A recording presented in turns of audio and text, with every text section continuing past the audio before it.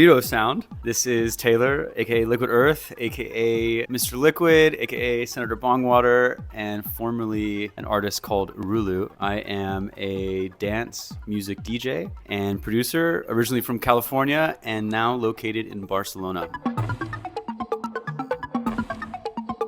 Yeah, totally. I think my early influences started from video game OSTs. So as far back as NES to N64 games to Dance Dance Revolution mega mixes sort of formed my interest in dance music. Later that turned into clubbing as an early teenager, going out and listening to trance and progressive house. Sort of shaped my earlier memories of club music. And I essentially fell down whatever rabbit hole to where I am now, which is, I guess, some form of house DJ, but I'm happy nonetheless.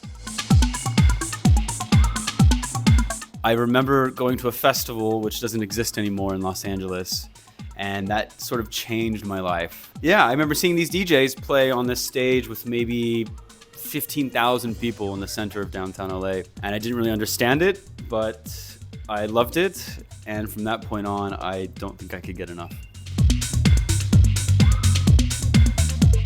I think when I started making money.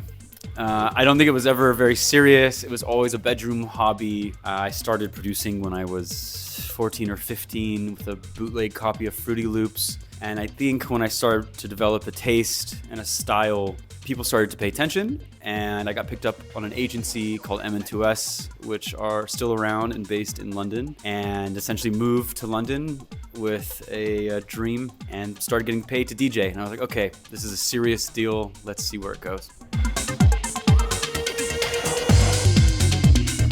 Yeah, the name, essentially I was releasing, I think this was pre-COVID, where everything was sort of shaken up and I didn't really know if this DJ thing was going to work out anymore. And I was approached by a friend, Tony Fairchild, who runs a label called Iswas and a sub-label called Terraform. And he approached me to do a record, but he wanted me to change the name of my previous project. And I said, sure. And the name had to be something involved with the natural elements. And I produced the record all with a single synth, a Waldorf Micro Q, which is just a rack mount synthesizer from a German company. And there was a preset on that synth called Liquid Earth, which was used in all the tracks on the first record. And I thought the preset existed on the synthesizer from factory. Upon further inspection, it was from the previous owner. So whoever owned the synth before me had made this patch from scratch, named it Liquid Earth. I used it on the first record, and it stuck.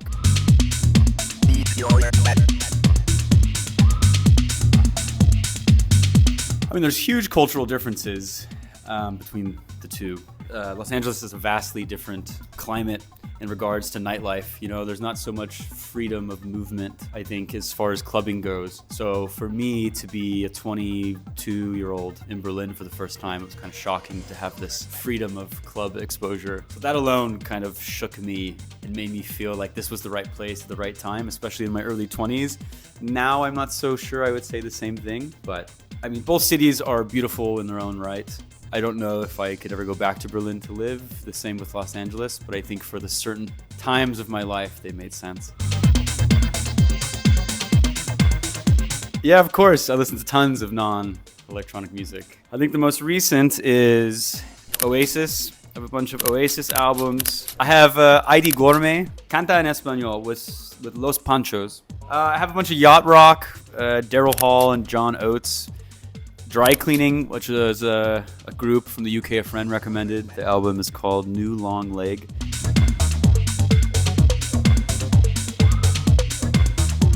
I love to cook.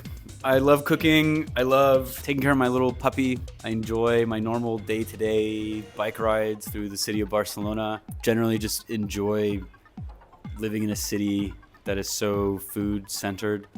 But most of my time is literally just studio, gigs, apartment, repeat.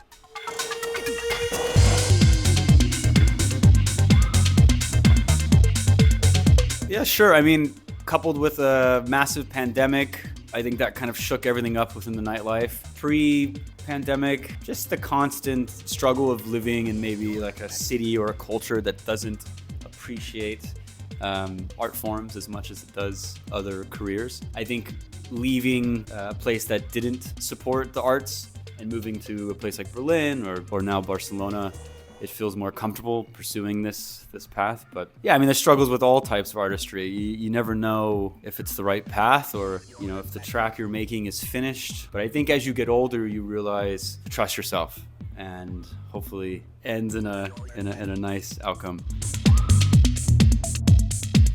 It's hard to really pinpoint a specific city. If I would give you, like, the last gig that was extremely memorable was a venue in Zagreb called Masters Club. And it was incredible. I flew there for the night from a small little island in the south of Croatia and played from 4 till 10 a.m. in the morning to some 150, 30 plus year old Croatians, which was quite cool, in a tennis court. And everything was wooden. The floors were wooden. This little bar was wooden. It overlooked this beautiful tennis court. It was just incredible. It's one of those sets where you kind of maybe forget to look up a couple times because you're in the flow. And I remember looking up and 4 hours had passed and being like, oh shit, I forgot there were people here, and to a packed dance floor.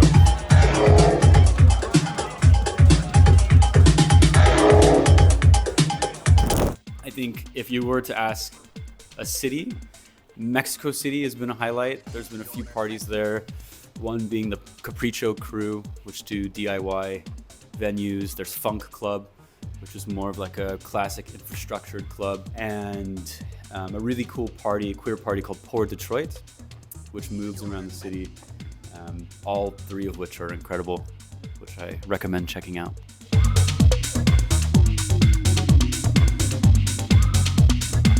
I don't know. Maybe you're better at answering this. My husband's looking at me.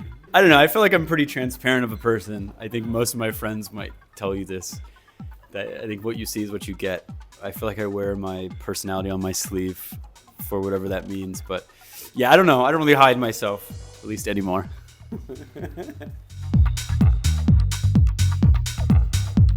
Not want things so quickly, or rather not want things to happen so quickly. I feel like we're all so rushed to get featured in this playlist or this publication or this.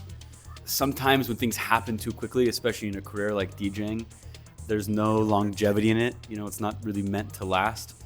And from what I've learned talking to DJs who've been doing this for 20, 30 years is you need to pace yourself,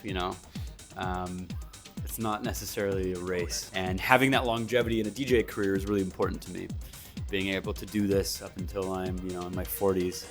Hopefully not any later. I don't know if I can carry around a box of records, but yeah, just don't rush into things. I also think it's important to build a sense of community, especially when you're starting, because it's almost impossible to have a successful DJ career just going solo. I think it's important to plant your roots in your hometown for whatever that means. It could be start a party, have some form of activism in your community, but it's important to build a foundation with people around you who are doing something unique in the scene that you're in. Yeah, I mean, it really all is about how you start. It's kind of what you guys are doing, On the other side of this camera, I'm looking at a crew of 4 integral parts of the Madrid community. So, I guess it's important to surround yourself with people who want something better of their scene. And it feels like you guys are doing that. So kudos. No, that's it. I think I'm good. Yeah, thanks guys. Yeah, cool. Thanks so much.